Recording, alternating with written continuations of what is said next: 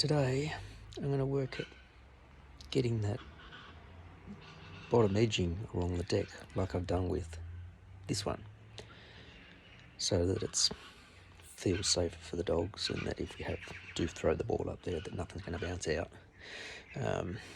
I'd initially thought of using some treated pine pieces like I did here, but the gap is a little bit bigger on this one, so I want a piece that's a bit taller so it will hold a bit better. So instead of using some reclaimed decking boards for that, what I'm thinking of doing, I've got this 3/4 inch ply that I've got for doing formwork. It's a little bit ratty on the edge, but if I strip off the edge, I'll then cut that into 140 wide strips, so 5.5 inch, which is what I need for up there. And then I can paint them, like prime them, paint them, and put them up.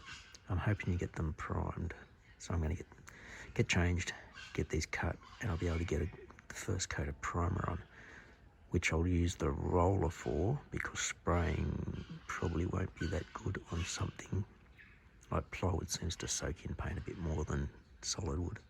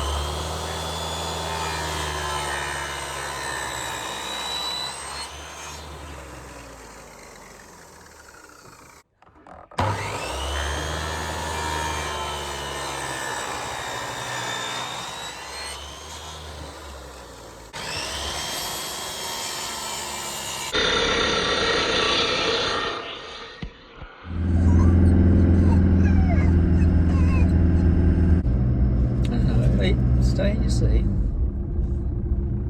It's been a whole week, hasn't it? Easy, Batman. Easy. Easy. Easy.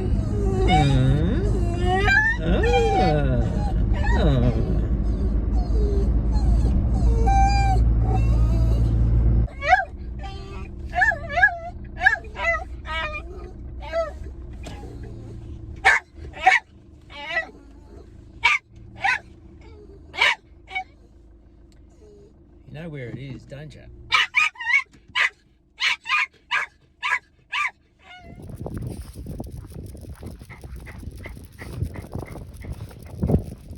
Once we get moving, he's okay. I guess the way he's carrying on in the car is just like everybody else who's getting sick of lockdown. Wanna go out? Wanna go out? I missed the news today because I was painting the strips I cut up. They've got 2 coats of undercoat on the edges and one side, and now I'm just letting them dry really well before I flip them over to the other side. And I'll just do 2 coats of undercoat on those. And it's 12:30, I think. I can hardly read my watch. But I might be able to get... Actually, it's going to start getting cold, so I think after doing the other undercoat and letting that sort of dry, I'll move it into the laundry to do the exterior paints on there. And that way they'll be ready to just install tomorrow. So the weather's not supposed to be too good tomorrow. I can still do that because I'll be undercover. Come on, Sam.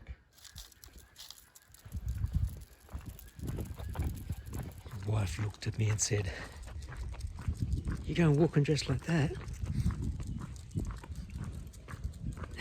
And I said, "Yeah, who's going to see me?" It's just dawned on me. Everybody who watches this video.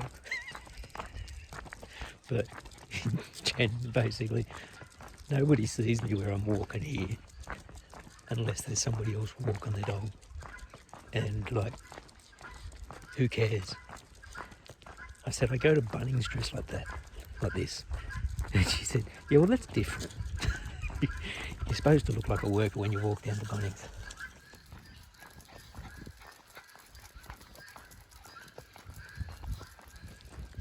Not sure that I could live by this house. This place has like a whole yard of, they look like some form of goose. They sound like that every time we come past. So there's that place. This next property that I'm coming up to, they got goats, and I think they've had horses as well. But at the moment I've just seen goats.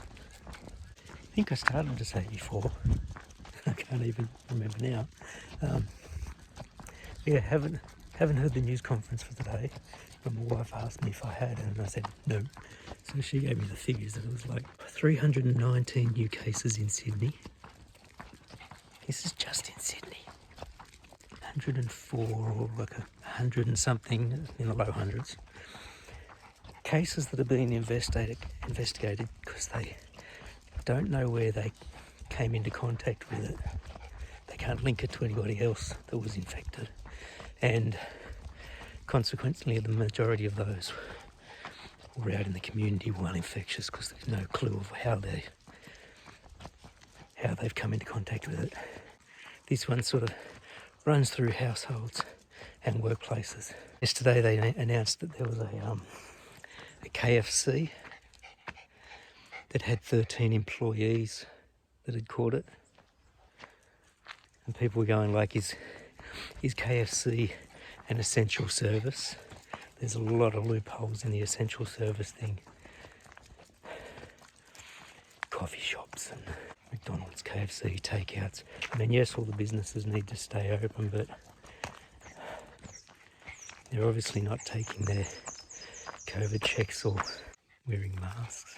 It spreads through households because somebody catches it, doesn't realise they've got it. They go in the house and it spreads through the house. I often wonder whether if somebody's caught it and then they find out and they go home to isolate, are they actually isolating themselves from the rest of the family members? Because some of them, they talk about like 8 family members, so they're large families congregated in one house.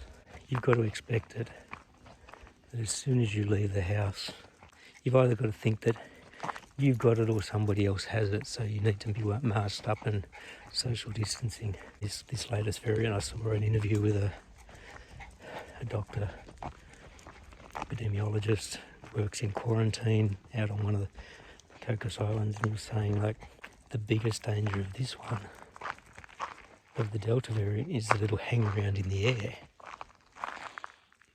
in the moisture from people just talking like this. And they said they found one case where somebody who was infected had entered a room, a store, whatever, and they were trying to link this other case to it. And it turned out that this other person had like walked into the room half an hour after the previously infected person. So it hangs around in the air that long for you to just go in and inhale it. Which is why, unless you're exercising out in the open, well away from people, you have to wear your mask when you're outdoors now as well. Like if you need to go to the shops for essential shopping, only one person from the household is allowed to go shopping. I remember before, you would see people, they'd have their mask on when they were in the shopping centre, and as soon as they exited the building, the mask would come off. And I think like if you then walk close to somebody who's got it, there's still a chance of you catching it. That was funny. I could hear rustling down in the bush, which is why I just turned on the camera for that short moment, because I thought there was going to be a kangaroo or something, because when they see you, they kind of sneak around and then bounce off. Turned out to be a guy in chainsaw gear. I think he's a property owner walking around looking for dying trees to drop or something like that. Before I fixed the fence in the backyard, kangaroos always used to come into the bottom of the yard, and you could stand up on the deck, and if you shone a torch down into the yard, you'd see their eyes. And I heard them once, and they were right up near the top part of the yard. And I started shining it, and they were sort of looking, and then you'd see them duck down, and they'd creep down through the bushes and the rocks and look up again further down, and then they'd duck down and creep along until they got close to the hole in the fence, and they'd pop through the fence and then take off. Possums will do that too. If they see that you're spotting them, they'll sneak around. It's cool and interesting when you walk past areas like this, where it's all grass is long and fronds of ferns and stuff like that. But you can get evidence of like where the native animals have come through. Like this is only a low one, so it's probably only possums or something like that. But you can see where there's a little pathway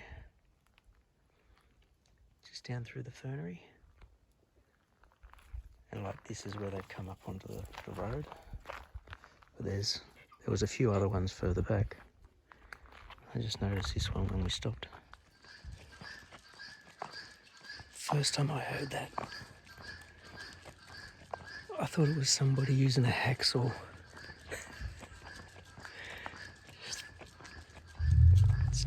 The fact that it's just a constant and steady squeak. I thought it was somebody here, and then I went, nah, it's taking too long.